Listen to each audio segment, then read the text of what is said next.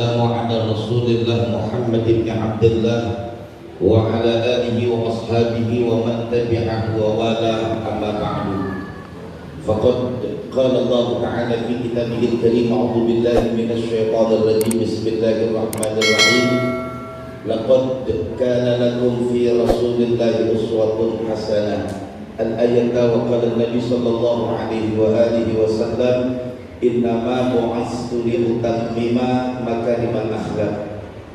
Para ulama, para asatidz, para hujjah yang alhamdulillah banyak hadir di masjid ini dalam rangka memperingati Maulid Nabi Muhammad sallallahu alaihi wasallam.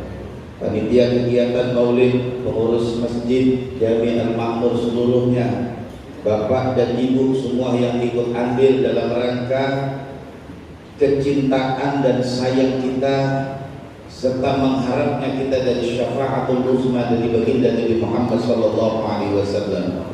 Hadirin dan hadirat jamaah Maulidul Rasul sallallahu alaihi wasallam. Sekarang ini ketika kita berbicara tentang ajaran agama kita, yang kita khawatirkan adalah jauhnya umat Islam dari ajaran agamanya. Tadi sudah disampaikan oleh penceramah pertama sekaligus panitia. Begitu. Beliau udah nyampein. Ini yang terjadi yang kita khawatirkan semacam itu nih Pak. Anak-anak kita sudah mulai kehilangan dari tokoh-tokoh yang menyebarkan ajaran agama Islam, apalagi tentang sirah an-nabawiyah, bercerita tentang sejarah baginda Nabi. Bagaimanakah ketika Rasulullah masih di dalam rahim sudah ditinggal oleh bapaknya, ketika lahir ke muka bumi ini, kemudian ibunya kembali menghadap kepada Allah, dirawat oleh kakeknya, dirawat oleh pamannya. Walaupun waktu itu ada yang bilang, ada penceramah bilang namanya Gus Muafiq tapi saya nggak tahu itu namanya. Ya, jadi Rasulullah ketika dirawat dekil, apa itu bahasanya? Oh bahasa kita bahasa gimana ya? Rebek kali kalau bahasa kita kali ya.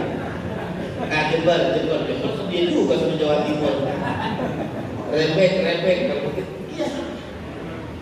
Iya kakeknya semua segala macam. Ini kan menunjukkan tidak terawat.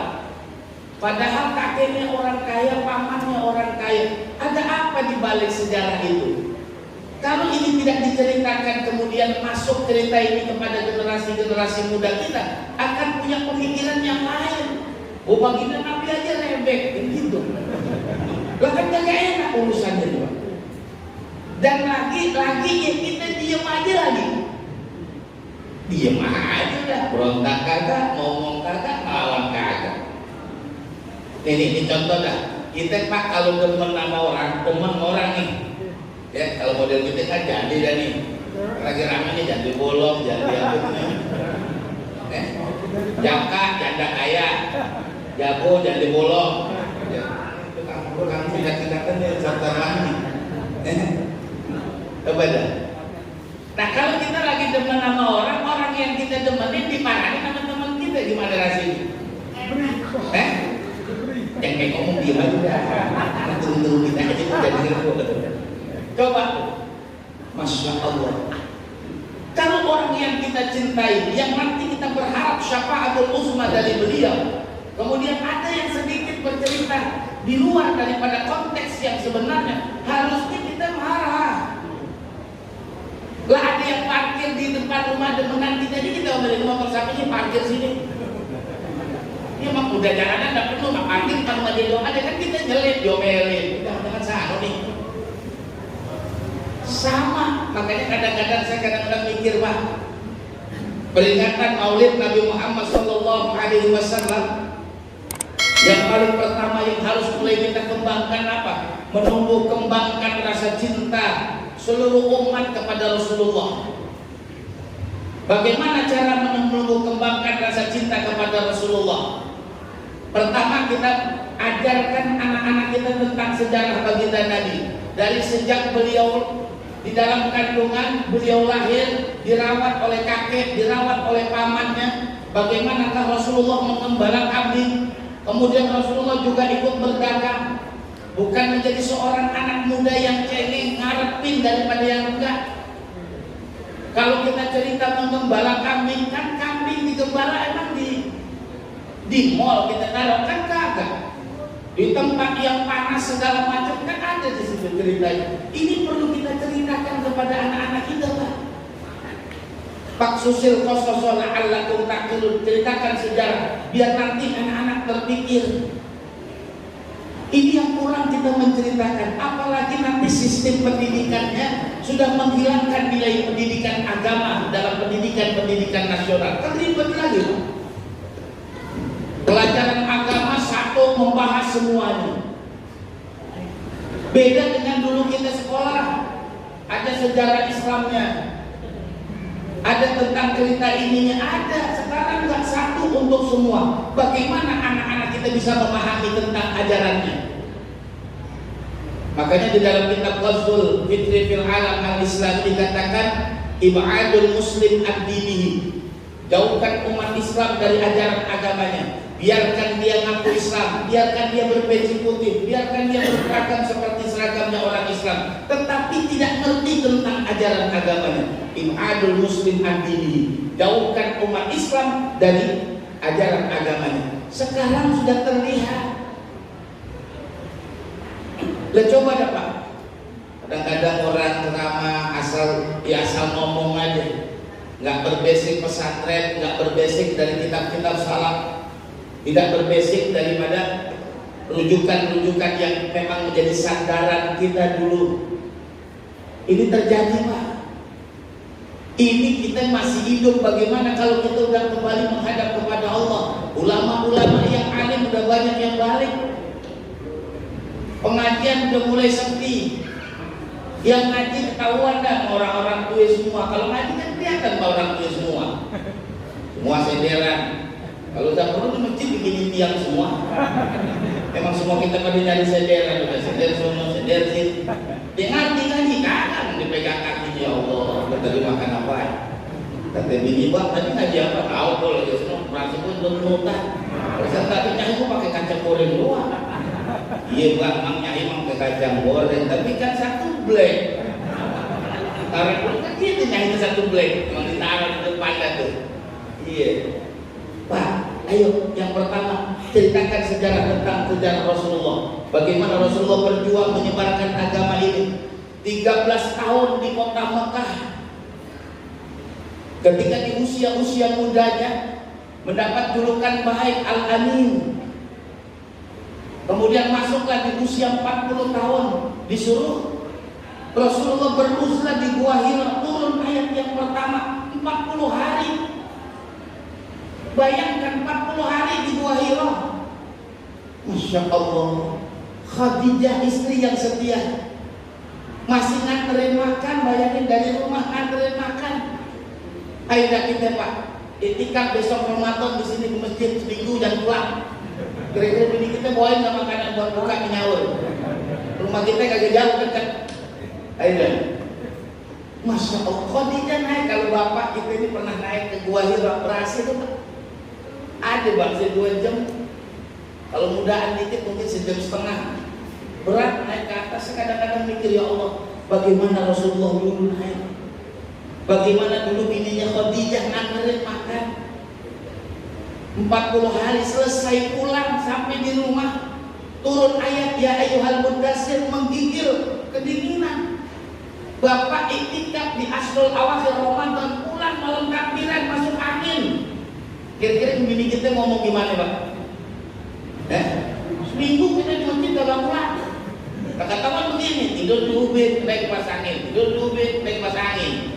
Lah model kita kan makan kagak mau biang ini kan melancar. Nah malam takbiran perutnya berebek, pulang 10 hari. Pas pulang malam takbiran perut kita berebek, masuk angin. Kira-kira bini kita pertama nih ngerokin baru ngomelin dulu baru ngerokin apa bareng ngomelin sama ngerokin? Ya kayak kita rasain. Dikerokin dulu baru diomelin, apa diomelin dulu baru dikerokin apa bareng? Nah iya, sampai berarti pengalaman itu. Nah ini kalau misalnya dikerokin dikerokin, sampai diomelin nggak merah lagi, hitam pak. Lagi yang buat udah tuin tidur tuin, tarik tuh duit seribuan. Iya, bikin kita janda, mobil, yang penting gua dikerokin. Iya terus turun, ya ayyuhal mudaththir qum fa'anzir, orang yang berselimut bangun. Masya Allah, selesai itu Rasulullah berdakwah. Dakwahnya Rasul nggak kayak gitu pak, dengar ada yang kirimin nasi,